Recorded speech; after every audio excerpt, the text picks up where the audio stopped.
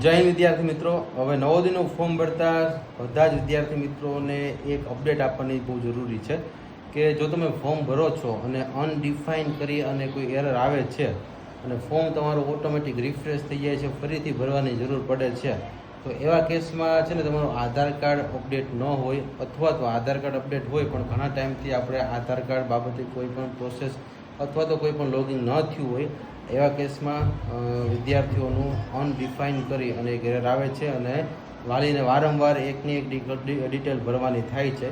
તો હવે આ બાબતે આપણે શું કરવું જોઈએ એ બાબતે હું એક નાનો એવો વિડીયો બનાવીને આપના માધ્યમથી હું જણાવવા માગીશ કે તમારે પણ જો આ પ્રોબ્લેમ થાય છે તો આ પ્રોસેસ તમારે કરવાની રહેશે. સૌ પ્રથમ તો તમારે પ્લે સ્ટોરમાં જવાનું છે. પ્લે સ્ટોરમાંથી ખાલી આધાર લખશો એટલે કે એપ્લિકેશન ખુલશે. જો અહીંયા જો એમાં સૌથી પહેલાં તો પ્લે સ્ટોરમાં જશો એટલે પહેલાં તો આવી રીતે એક આધાર કરી અને એપ્લિકેશન છે.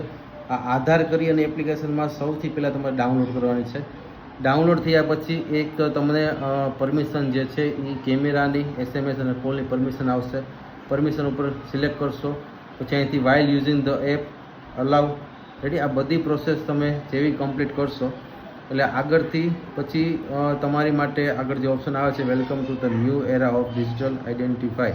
ટૂંકમાં તમારું છે ને ડિજિટલ આઈડેન્ટિફાઈ કરવાનું છે, જેમાં બાળકનું અત્યારે અપડેટ કરવાનું છે અને આઈ કોન્ટેક્ટથી એટલે કે જે બ્લિંકિંગ આવે છે, આંખું પટપટ આવવાથી પ્રોસેસથી આપણે અહીંયા કરવાનું છે. બિગન જે છે જર્ની, ઓકે અહીંયાથી ક્લિક કરશો. નીચે આપણે કન્ટિન્યુ રજિસ્ટર આપવાનું છે. રેડી, કન્ટિન્યુ રજિસ્ટર આપશો. પછી લખ્યું છે એન્ટર યોર આધાર નંબર. તો સૌથી પહેલાં તો અહીંયા ક્લિક કરશું એટલે કે તમારો આધાર નંબર જે છે અહીંયા તમારે એન્ટર કરવાનો છે. વિદ્યાર્થીનો આધાર નંબર અહીંયા એન્ટર કરવાનો છે. ચલો હવે હું એક વિદ્યાર્થીનો આધાર નંબર એન્ટર કરીને આગળની પ્રોસેસ જણાવું. તો અત્યારે આપણે હાલમાં જે છે એક આધાર નંબરને એન્ટર કર્યો છે. હવે આપણે અહીં નીચેથી જે નીચે આપેલું છે ને કન્ફર્મ કરશું. કન્ફર્મ આધાર કાર્ડ, અહીંથી તમારે પરમિશન આપવાની છે. રેડી, આ પરમિશન આપશો પછી કન્ટિન્યુ આપશો. હવે કન્ટિન્યુ આપ્યા પછી કન્ટિન્યુ ટુ સેન્ડ મેસેજ.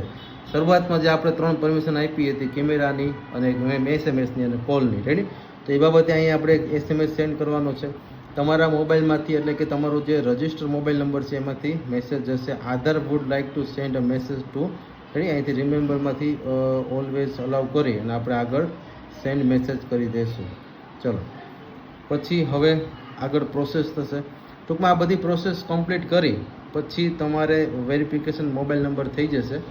એટલે અહીંયા આગળ તમને એક આંખ પટપટાવવાનું એક બ્લિંકિંગવાળો કેમેરો ખુલશે, જેમાં વિદ્યાર્થીઓને સામે રાખી અને વિદ્યાર્થીઓને આંખ જે છે એ પટપટાવવાની છે. એટલે તમારું અહીંયા આધાર વેરીફાઈ થઈ જશે. તો આપણે નંબરને વેરીફાઈ કરશું ને ત્યાર પછી આવું એક આપણે હોમ પેજ દેખાય છે. તો હવે એમાં સૌપ્રથમ આપણે શું કરવાનું છે, તો હવે નંબરને વેરીફાઈ કર્યા પછી નીચે આવે છે સ્ટાર્ટ ફેસ ઓથેન્ટિફિકેશન. એટલે કે હવે તમારે ઓથેન્ટિફિકેશન આપવાનું છે. એટલે કે તમે જેવું પણ અહીંયા ક્લિક કરશો એટલે તમારો પહેલાં તો અહીંયા કેમેરો ખુલશે, જેમાં પહેલાં છે ને તો પહેલાં અહીંયા આપણે સામેનો કેમેરો, ફ્રન્ટ કેમેરો ખુલશે.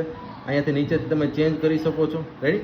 એટલે કે અહીંયાથી જો વિદ્યાર્થી સામે ઊભો છે તો તમે સામેનો કેમેરો અહીંયાથી એનેબલ કરી શકો છો, અથવા તો તમે અહીંયા કેમેરાને ચેન્જ કરી અને પાછળનો કેમેરો પણ રિયલ કેમેરો પણ કરી શકો છો.